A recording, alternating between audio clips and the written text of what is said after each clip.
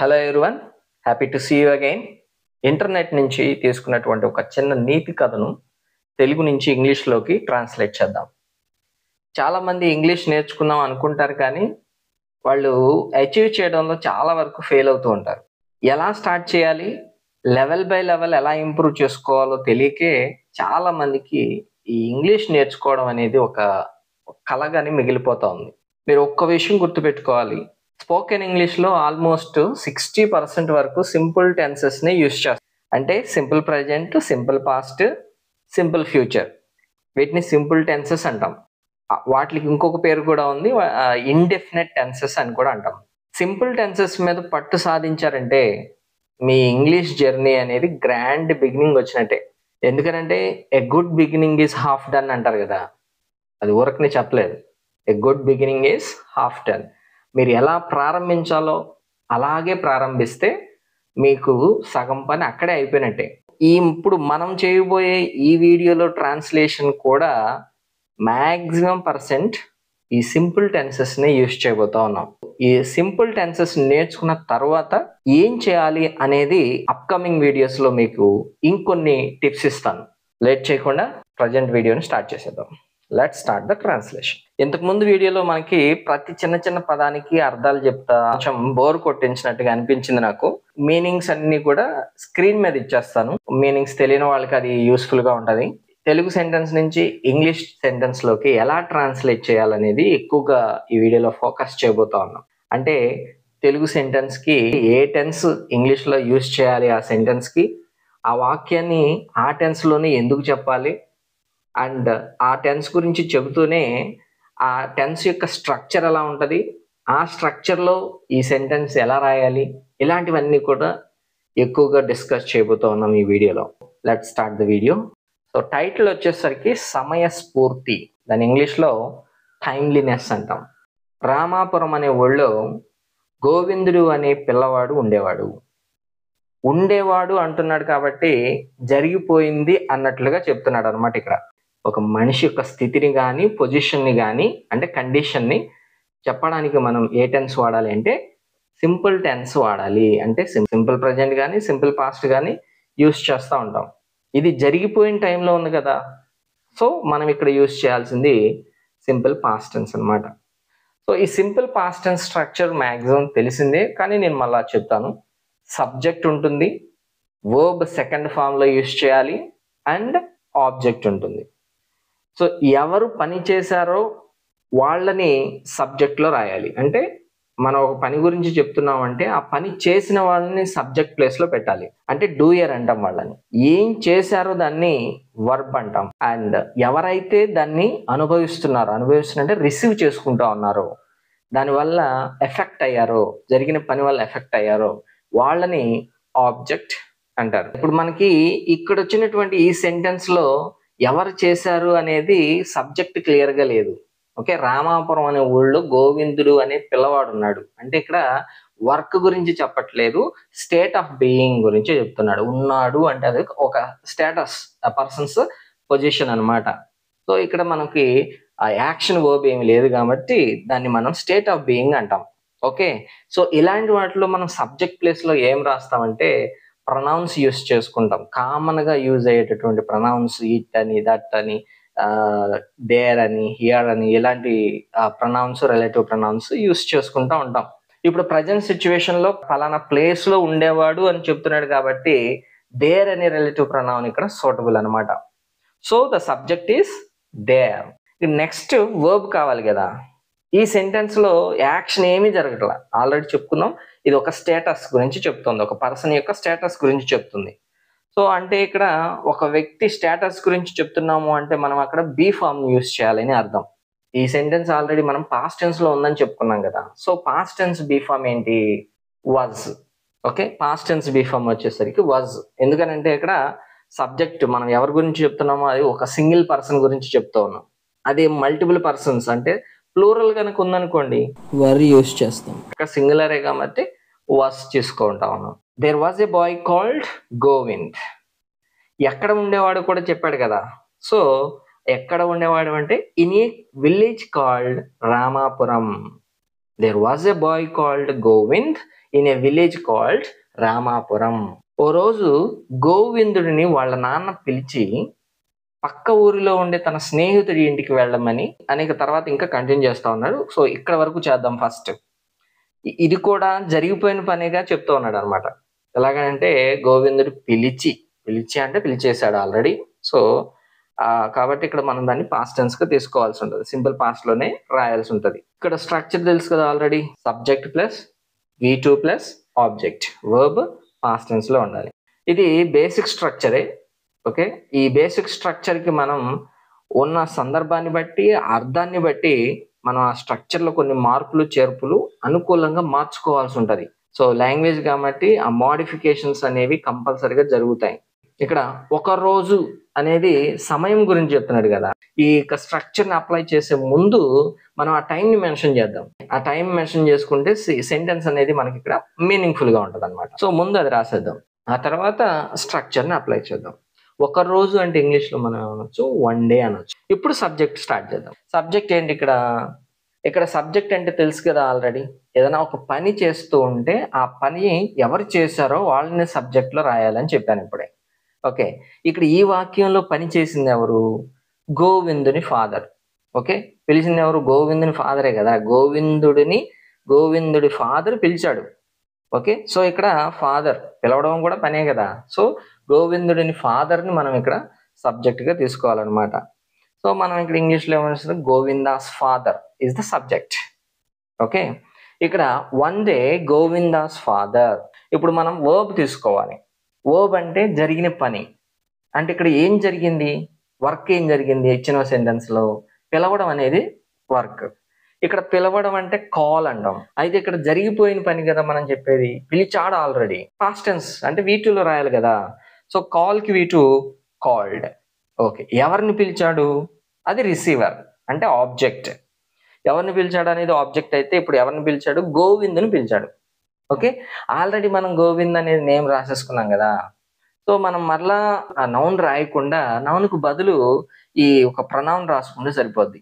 గోవింద్ అంటే మాస్కులైన్ అంటే male gender కాబట్టి మేల్ జెండర్ కి ప్రొనౌన్ ఏంటంటే హీ అనే ఒక ప్రొనౌన్ రాసుకుంటాం. కాకపోతే మనకి హీ అనేది యాజ్ ఇట్ ఈస్ గా రాయలేము ఇక్కడ. ఎందుకనంటే మనం రాసేది ఆబ్జెక్ట్ ప్లేస్ లో రాస్తున్నాం. ఆబ్జెక్ట్ ప్లేస్ లో రాస్తున్నాం కాబట్టి హీకి ఆబ్జెక్టివ్ ప్రొనౌన్ రాయాలి. హీకి ఆబ్జెక్టివ్ ఏంటి? హిమ్. అంటే ఇక్కడ మనం one day Govinda's father called him. ఇంతవరకు మనం ఒక పార్ట్ కొంతవరకు చేసాం. ఇంకా సెంటెన్స్ కంటిన్యూ ఉంది కదా, ఇంకా పనులు చెప్పాడు కదా ఏం చేయాలనేది. సో వాటిని కంజంక్షన్స్ ని యూజ్ చేసుకుంటూ ఈ సెంటెన్స్ కి జాయిన్ చేసుకుంటూ వెళ్ళాలి. తర్వాత చెప్పిన పని ఏంటి? తన స్నేహితుని ఇంటికి వెళ్ళమన్నాడు. మన ఏ కంజంక్షన్ సూట్ అవునప్పుడు మనకి ఆపద్బాంధవులకు కంజంక్షన్ ఉంటుంది, అది అండ్. అంటే కంజంక్షన్స్ ఎప్పుడు కూడా మీనింగ్ఫుల్ గా యూజ్ చేయాల్సి ఉంటది. కానీ రెండు వర్క్స్ ని కంబైన్ చేయాలన్నప్పుడు మనకి గుర్తొచ్చేది అండ్ అనమాట. సో ఇక్కడ అండ్ యూజ్ చేద్దాం. And asked him to go to his friend's house. Asked place లో ఇక్కడ మనం టోల్డ్ కూడా రాసుకోవచ్చు. And told him to go to his friend's house అని కూడా రాసుకోవచ్చు. ఓకే, తన స్నేహితుని ఇల్లు ఎక్కడుందో కూడా చెప్పాడు కదా. ఓకే, తన స్నేహితుని ఇల్లుకి వెళ్ళమన్నాడు, ఆ ఇల్లు ఎక్కడుందో కూడా చెప్పాడు. సో దానికి ఏం రాయాలంటే in the neighbouring village. In the neighbouring village అనొచ్చు, లేదా ఇన్ ద నెక్స్ట్ విలేజ్ అని కూడా రాయొచ్చు. సో టోటల్ సెంటెన్స్ ఇప్పుడు మనం దాన్ని రాస్తే one day Govinda's father called him and asked him to go to his friend's house in the neighbouring village or in the next village. All right. So వెళ్ళి ఏం చేయమన్నాడు? అతడు చిన్న పెట్టి ఇస్తాడని దాన్ని జాగ్రత్తగా తీసుకురావాలని చెప్పాడు. ఇది ఫాదర్ చెప్పిన పని. ఈ సెంటెన్స్ లో సబ్జెక్ట్ ఏంటి? సబ్జెక్ట్ అంటే తెలుసు కదా, డూయర్. ఓకే, అండ్ సబ్జెక్ట్ ఇక్కడ అతడు. అతడు అంటే అక్కడ ఆల్రెడీ తెలుగులోనే ప్రొనౌన్ వాడేశాడు. సో మనం ఇంగ్లీష్ లో ఏం రాస్తాం? హీ. అండ్ ఇస్తాడు అంటే ఇక్కడ జరగబోయే పని. అంటే అప్పటికి ఆ పని ఇంకా జరగలేదు, సో జరగబోతూ ఉంది. జరగబోతున్న పని మనం ఏ టెన్స్ లో రాస్తాం? యాక్చువల్గా సింపుల్ టెన్స్ లో అంటే ఫ్యూచర్ టెన్స్ తీసుకుంటాం. అయితే ఇక్కడ మీరు గుర్తు పెట్టుకోవాల్సింది ఏంటంటే ఫాదర్ అతని కొడుకు చెప్పినప్పుడు అప్పటికి అది ఫ్యూచరే. ఓకే, కానీ ఇప్పుడు మనం ఆ విషయం గురించి చెప్పినప్పుడు మనకది పాస్ట్ అయిపోద్ది. అలాగని పాస్ట్ టెన్స్ లో రాస్తే మళ్ళీ ఇంకా మనం తప్పులో కాలేసినట్టే అవుతాం. ఓకే, ఎలాంటి సందర్భాలకి మనకి ఏం చేయాలంటే past forms of future helping verbs తీసుకోవాలి. ఓకేనా, అంటే మోడల్ వర్బ్స్ అంటాం వాటిని. ఫ్యూచర్ హెల్పింగ్ వర్బ్స్ అంటే ఇక్కడ మోడల్ వర్బ్స్ అంటారు వాటిని ఇంగ్లీష్ లో. సో ఈ మోడల్ వర్బ్స్ కి పాస్ట్ ఫార్మ్స్ ఉంటాయి. ఓకే, ఫ్యూచర్ లో మనం ఇప్పుడు చెప్పాలంటే అతను ఇస్తాడు అంటానికి విల్ గివ్ అంటాం కదా యాక్చువల్గా. అయితే దాన్ని పాస్ట్ లోకి మార్చాలి అంటే విల్కి పాస్ట్ ఫామ్ రాయాల్సి ఉంటుంది. ఇక్కడ విల్కి పాస్ట్ ఫామ్ ఏంటంటే వుడ్. అప్పుడు మనకి ఆ మీనింగ్ క్లియర్ గా ఎటువంటి అంబిగ్విటీ లేకుండా, అంటే కన్ఫ్యూజన్ లేకుండా మనకు అర్థం అవుతుంది. ఓకేనా, అండ్ విల్కి బదులుగా వుడ్ అనేది ఇక్కడ రాయాల్సి ఉంటుంది ట్రాన్స్ఫర్మేషన్ లో. ఆల్ రైట్, అయితే ఇక్కడ యాక్చువల్గా అయితే ఇదంతా రిపోర్టెడ్ స్పీచ్ నేర్పేటప్పుడు నేర్పిస్తాం. రిపోర్టెడ్ స్పీచ్ తెలుసు కదా, అంటే డైరెక్ట్ స్పీచ్, ఇండైరెక్ట్ స్పీచ్ అంటాం. ఇది నేర్పేటప్పుడు నేర్పిస్తాం యాక్చువల్గా అయితే. అయితే ఈ రిపోర్టెడ్ స్పీచ్ అనగానే మీరు కొంచెం కంగారు పడతారేమోనని ఈ సింప్లిఫై చేసి ఇలా మీకు వేరే విధంగా చెప్పాను అనమాట. సో ఇప్పుడు దాన్ని ఎలా రాయొచ్చు అంటే హీ వుడ్ గివ్ అని రాయాలి. అతను ఇస్తాడు అంటే హీ వుడ్ గివ్.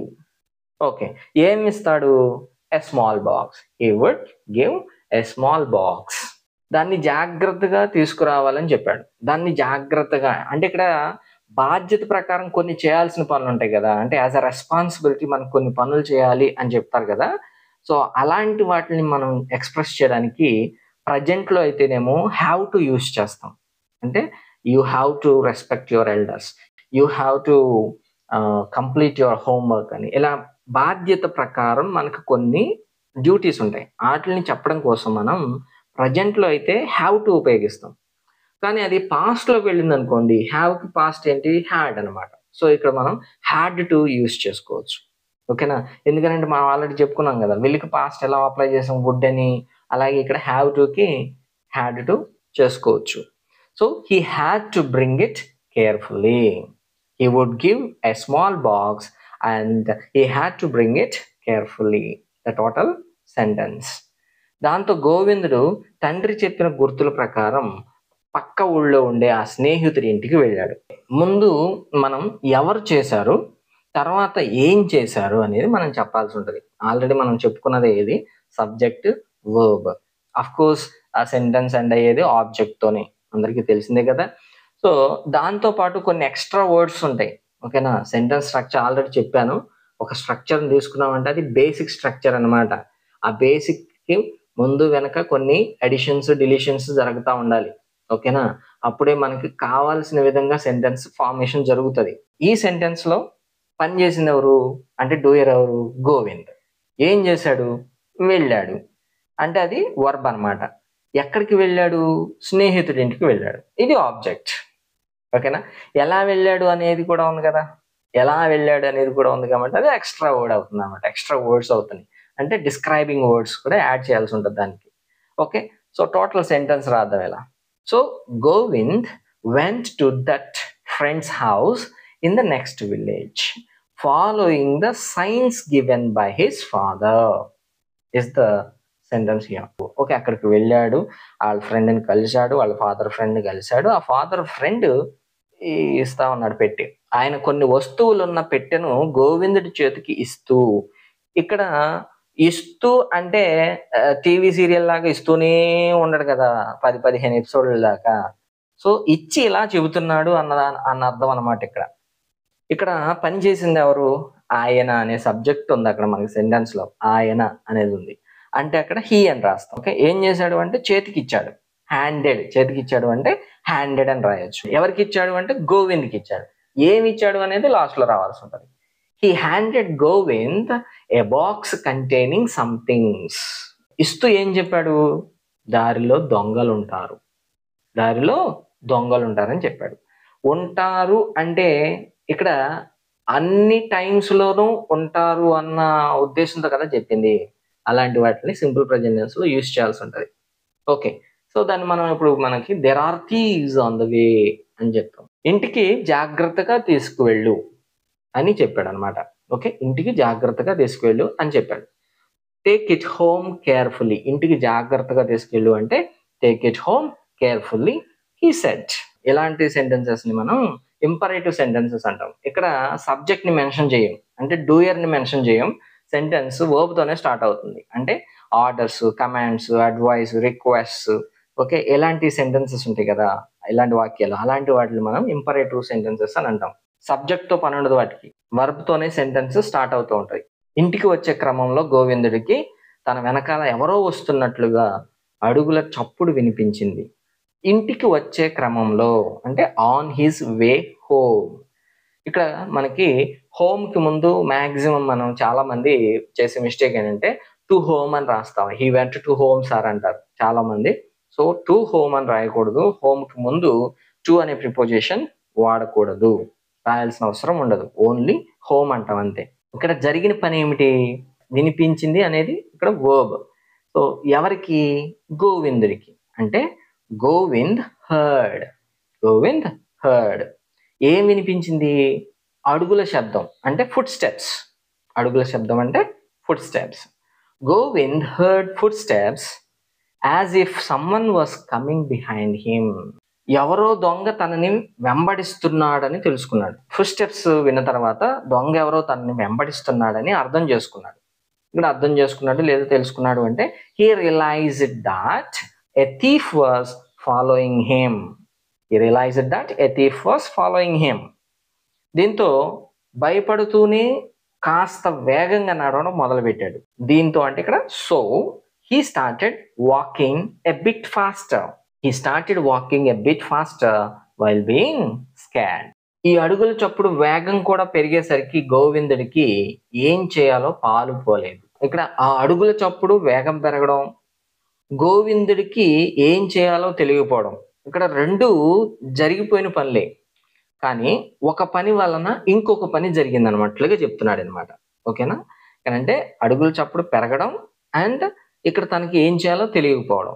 పెరగడం వల్ల ఏం చేయాలో తెలియకపోవడం అనేది జరిగిన పని ఇక్కడ. ఓకే, ఇక్కడ కంజంక్షన్ వాడి ఈ రెండు సెంటెన్సెస్ ని జాయిన్ చేయొచ్చు. ఓకేనా? అండ్ రెండు జరిగిపోయిన పనులే కాబట్టి పాస్ట్ టెన్స్ లో రాద్దాం. ఇక్కడ కంజంక్షన్స్ మనం యాజ్ కానీ వెన్ కానీ యూస్ చేసుకోవచ్చు. యాజ్ కానీ వెన్ కానీ రెండిట్లో ఏదైనా మీనింగ్ వస్తుంది. మనం ఇక్కడ యాజ్తో రాద్దాం. యాజ్తో పాటు మనం ఇక్కడ జరిగిన పని రాసి తర్వాత ఫలితంగా ఏం జరిగిందో దాన్ని రాయాల్సి ఉంటుంది అనమాట. ముందు జరిగిన పని ఏంటి?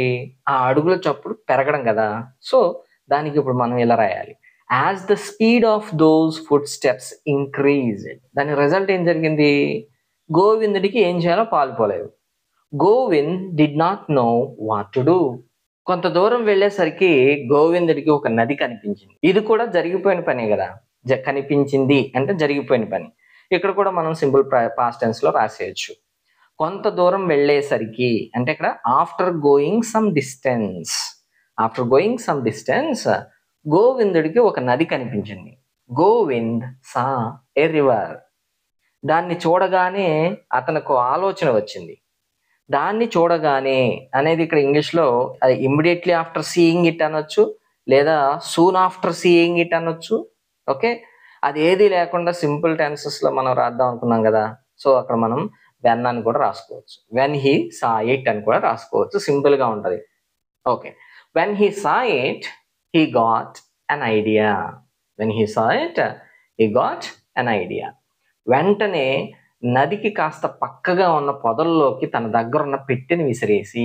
ఇక్కడ సింపుల్ పాస్ట్ టెన్స్ యూస్ చేయాల్సి ఉంటుంది. ఇక్కడ సబ్జెక్ట్ ఏంటి?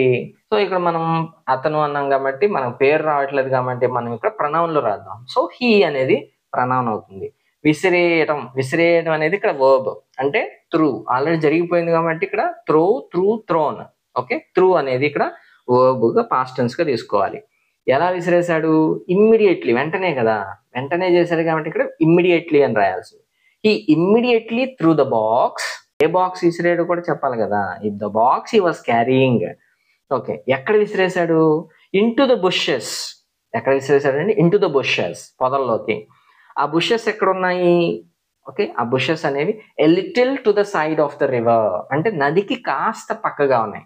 విసిరేసి ఏం చేశాడు? నది ఒడ్డున నిలబడి అంటే and stood on the bank of the river. నా పచ్చి నీళ్ళలో పడిపోయింది అని ఇలా అరుస్తా ఉన్నాడు. సో ఏదైనా ఒక పని జరిగి దాని ఇంపాక్ట్ ఇప్పటికీ ఉంటే గనక మనం అలాంటి వాటిని మనం ప్రజెంట్ పర్ఫెక్ట్లో చెప్పాల్సి ఉంటుంది. ఇక్కడ కూడా మనకి తన బాక్స్ పడిపోయింది, మరి దాని రిజల్ట్ ఇంకా అంటే ఇంపాక్ట్ ఇంకా ఎక్స్పీరియన్స్ చేస్తూనే ఉన్నాడు కదా. సో అలాంటి వాటికి మనం ఏం చెప్పాలి, ఇది కూడా ప్రజెంట్ పర్ఫెక్ట్లోనే చెప్పొచ్చు. అక్కడ ఇప్పుడు మనం ప్రజెంట్ పర్ఫెక్ట్లో రాయాలంటే ఏం రాయాలి, subject plus have or has plus V3 plus object. ఇది ప్రజెంట్ పర్ఫెక్ట్ యొక్క స్ట్రక్చర్ అన్నమాట. ఆల్ రైట్, ఇక్కడ అంటే నా పెట్టి అంటే మై బాక్స్ అనాలి కదా. సో నా బాక్స్ అంటే మై బాక్స్ అనేది థర్డ్ పర్సన్ సింగులర్ కదా, సో హ్యాస్ తీసుకోవాలి. మై బాక్స్ హ్యాస్ ఫాలెన్, పడిపోయింది అంటే ఫాల్, అండ్ V3లో రాయాలి కాబట్టి fall fell fallen. Okay, my box has fallen in to the water అనేది అక్కడ సెంటెన్స్. అంటూ గట్టిగా ఏడవడం మొదలు పెట్టాడు. హీ స్టార్టెడ్ క్రయింగ్ లౌడ్లీ అని రాయాలి. గట్టిగా ఏడవడం మొదలు పెట్టాడంటే హీ స్టార్టెడ్ క్రయింగ్ లౌడ్లీ. గోవిందుడి వెనకాలే వస్తున్న దొంగ ఎలాగైనా ఆ పెట్టుని తీసుకోవాలనే ఉద్దేశంతో తాను తీసిస్తానంటూ నదిలోకి దూకి వెతకడం ప్రారంభించాడు. ఓకే, ఎవరు చేసిన పని, ఇక్కడ ఎవరు చేసిన పని గురించి చెప్తున్నాడు, ద థీఫ్ అంటే దొంగ చేసిన పని గురించి చెప్తా ఉన్నాడు. Okay, coming behind, the thief coming behind. Okay, coming behind ఎవరు వెనక వస్తున్నాడు, Govind. The thief coming behind Govind. Okay, ఏం పని చేశాడు, jumps in to the river అంటే నదిలోకి దూకాడు. ఏం పని చేశాడు అంటే నదిలోకి దూకాడు అంటే jumps in to the river. ఏ ఉద్దేశంతో దూకాడో కూడా చెప్పాడు కదా, చెప్పాడు అంటే ఇక్కడ with the intention of taking the box at any cost. ఏదేమైనప్పటికీ కూడా ఆ బాక్స్ని తీసుకోవాలన్న ఉద్దేశంతో. ఓకే, దూకేసి ఏం చేశాడు, వెతకడం ప్రారంభించాడు. And started searching. అదే అదును అనుకున్న గోవిందుడు అంటే Govindu thought it was the right time. Okay, ఏం చేశాడు, పొదల్లోకి విసిరిన పెట్టెను తీసుకుని he took the box that had been thrown into the bushes. Okay, ఆ బాక్స్ని తీసుకుని గబగబా అక్కడి నుంచి వెళ్ళిపోయాడు. So hurriedly left from there. గబగబా అక్కడి నుంచి వెళ్ళిపోయాడంటే hurriedly left from there. So that's all for now. I hope you enjoyed the video. మీ సూచనలు సలహాలు ఏమైనా ఉంటే కామెంట్ సెక్షన్లో తెలియజేయాలని ఆశిస్తూ ఉన్నాం. సో మరొక మంచి వీడియోతో మళ్ళీ కలుద్దాం. అంతవరకు సెలవు. Thank you. See you soon.